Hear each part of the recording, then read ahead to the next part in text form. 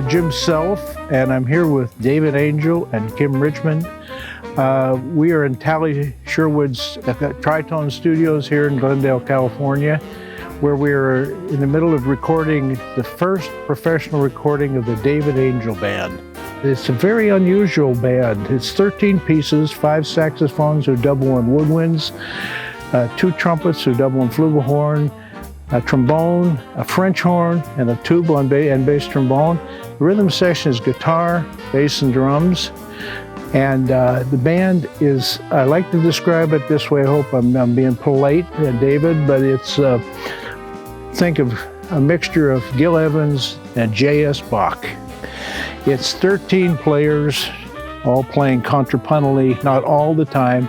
It's an incredible variation of mostly originals by David and many great arrangements by famous songs that you will hear and feature the great soloists on the band. David, what's your feeling about this band? I've been with this band so long that I think the feeling is that every player is a soloist and the ensembles are made up of soloists. So my attitude is a jazz quintet with rhythm section, tenor, and trumpet is the basis for the phrasing in my band. I see it as a jazz band, even though sometimes it gets into other directions. That's the beauty of a rehearsal band, is you can do things that you cannot do if you're playing a lot of gigs. So hopefully the charts we're playing on this recording will express more how I feel about the band than anything else. The instrumentation changed a little bit over the years, but not too much. And at one time we had 4 saxes and 6 brass. Now we have 5 brass, 5 saxes, which allows me to bring out a double quintet arrangement once in a while, where it would be an octet with 5 horns, except every horn is doubled. And we have some charts like that. And as I said, in a rehearsal band, you can do a lot of things that are different. I worked in television and movies for a long time, just as a so-called orchestrator. What I mean is I did 90% composing and 10% orchestrating. That's how Hollywood works. At least it did when I was working. I don't know today. Personal question here, and this is something that goes back to the foundation of all this. I want to know who you listened to and who you were influenced by when you were younger. There's a good question. That's really a good... I can't tell. No, that's a good question. For the West Coast style that I like to dive into once in a while, it's because I grew up in Los Angeles, and at 16, I had my driver's license, and I went to clubs all the time. I was just a kid, but I was listening to all the great players on the West Coast, and they influenced me so much that even today, I still have times where I'll write a piece which we call Post Coast or Out on the Coast, just a reminiscence of the West Coast movement, but that was a big influence on me. Then Jack Montrose taught me, by listening to his record, he taught me about counterpoint in jazz, because he was writing lines all the time. Bob Gordon played baritone, Connie Condoli and Shelley Mann, and it was a great record, and I lived with that. And then the big band style that knocked me out was Johnny Richards. And that also had a lot of counterpoint. So I got used to the idea that jazz writers could write like that. It was only later that I saw that block harmony and things like that were more predominant. But those were my roots. And also, I played Dixieland clarinet when I was a kid. And it's a little story, but Edmund Hall was playing with Kid Ory at the Beverly Caverns, and I would drive there and listen to them play, and I had my clarinet with me one night, and they told me, well, why don't let the kid play? So I played on one tune. It happened to be in B flat, so I did all right, you know. And then Edmund Hall had to go to the hospital for 2 weeks. He said to Kid, why don't we let the kid play for a while I'm gone? So I got to play with Kid Ory and Wow. Johnny St. Cyr and all the New Orleans guys were there that moved to California. And I got to play with them when I was in high school. Wow. For 2 weeks. And I heard so many stories, so many beautiful stories about life in New Orleans. But that was a big influence. And I think that also had to do with counterpoint, because the style was the trombone had a part, the trumpet had a part, the clarinet had a part, and it wasn't ensemble. Mm-hmm. So I had a big dose of linear writing in my youth. And then, of course, on the broader scale, there was Duke Ellington and Gil Evans, of course, the master. And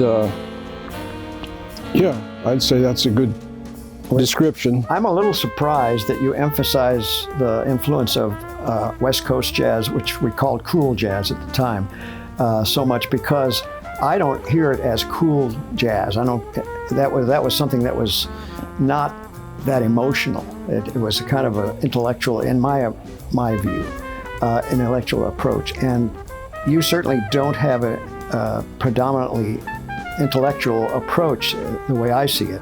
You have very emotional music, and especially your ballad writing.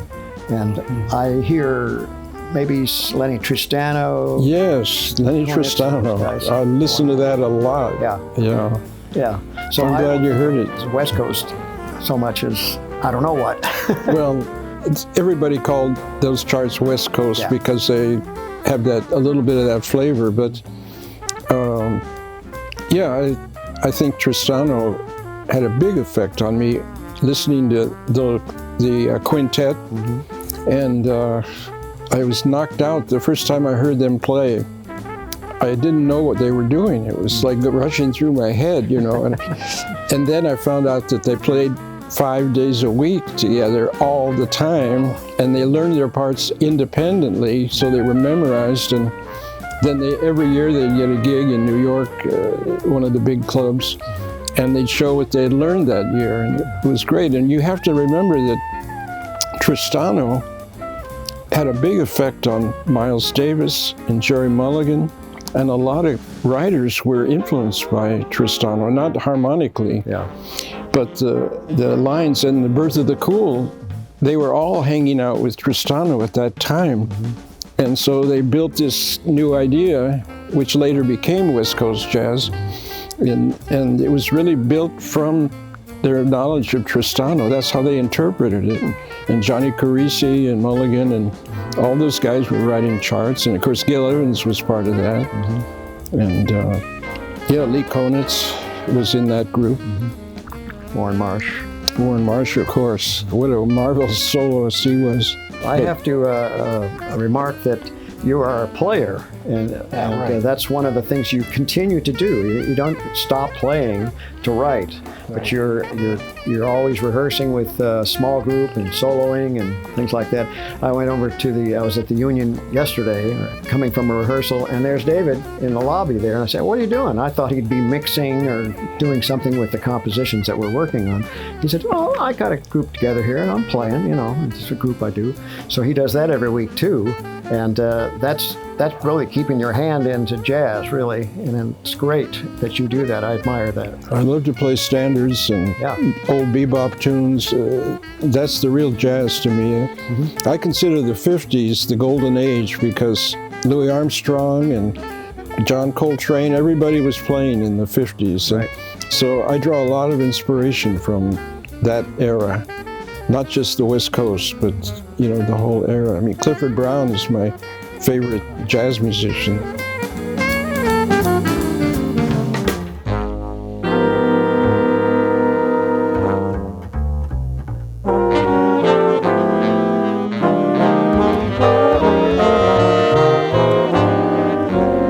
Kim Richmond, who is with us here today, is the tone meister on all these sessions we're doing, and helping us a lot with. And he's played the band as a sub many times, and he's also a distinguished composer and arranger and record producer. Thank you, Jim. I'm inspired by this band and by this fellow next to me here. He's got a lot of heart that he puts into his music. It's easy to play and it's hard to play. The easy part is that it really flows. It flows from one end to the other as a complete composition, even if it's just an arrangement. It's still, you're still composing, and it just, the notes flow. It's not something that's weird or strange or out of character. It really, and it has a great vibe, almost all the arrangements. And the hard thing is, you have to pay attention. When you get into this flow, sometimes you lose the attention because you just relax and say, oh, it plays itself. No, it doesn't play itself, but it does make sense, and it all flows when you play it. The first time I played it, I was flabbergasted. I didn't know what to make of it, But after I played it for a few times, I said, wow, this is just really something special, and I really want to be a part of this. So it's very gratifying. Someone once said, you have to play at least 3 rehearsals before you start to realize what your obligation to the part is, because actually the parts look easy. They don't show a lot of running around and heavy notation. You can open the part and say, oh, I'll make this one without any trouble. And then you're alone and you wonder why nobody else is playing with you. And things like that happen. But the parts look easy, but the ensemble playing is demanding.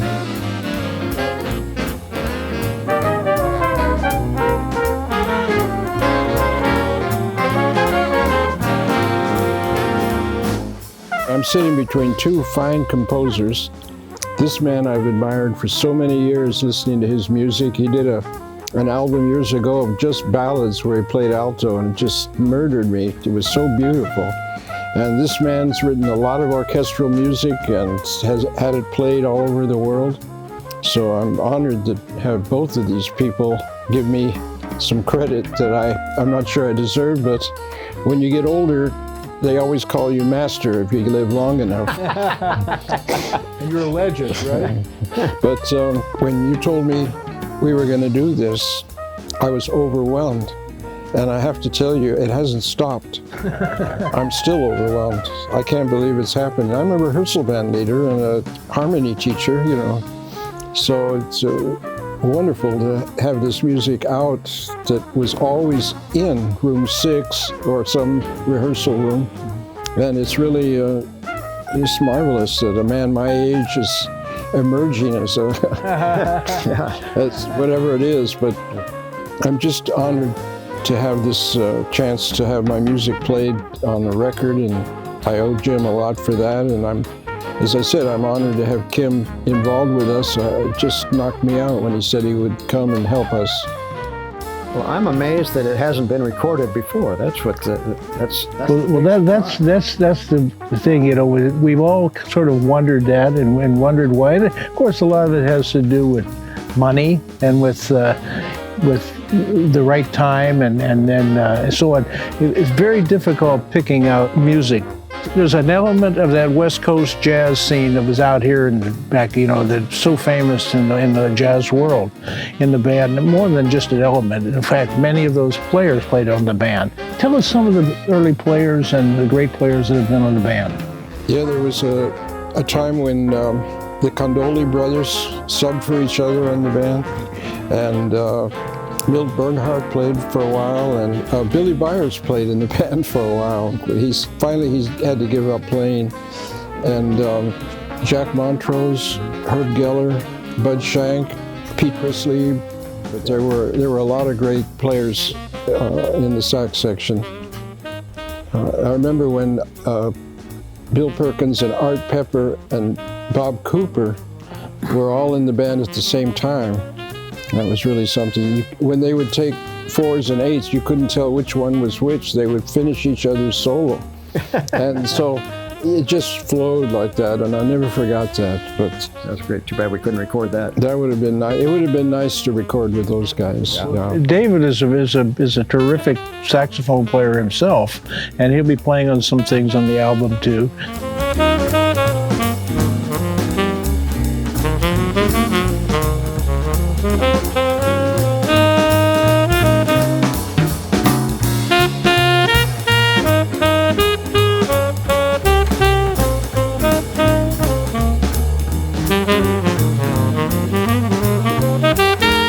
I thought maybe since it'd be nice to just mention the guys that are on the band right now.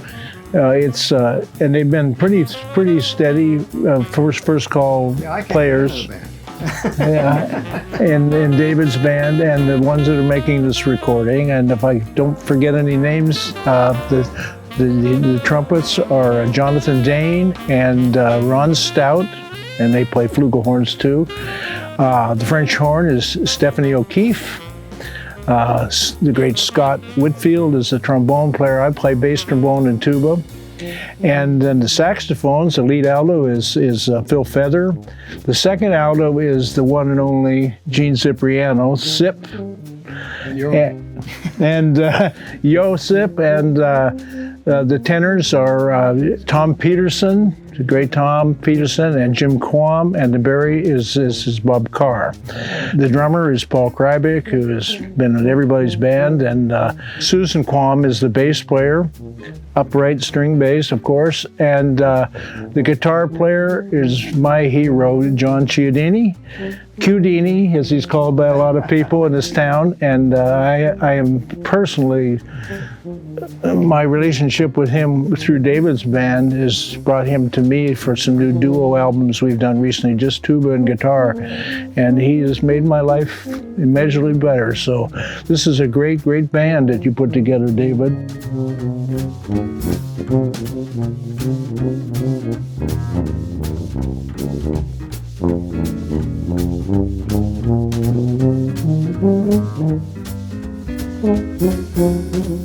I would be remiss also if I didn't mention the great Tally Sherwood, who is engineering this show, this production. He's done a lot of albums. I think just about everybody thinks he's the jazz engineer of Los Angeles. I really think he's really a co-producer of all his projects. He certainly is of mine. And this project too. His ears are amazing, and I consider him an artist as much as the great tenor player or the great trumpet player that might be playing. And it's just, he's an integral part, as Kim is, on this thing. It isn't, but it's all inspired by you, David, and your music. And you're going to be hearing a lot about this in the coming months, and the world is going to hear your beautiful music, David. So I think we'll just call this a day now, okay? Thank you all. Great. Thank you, guys.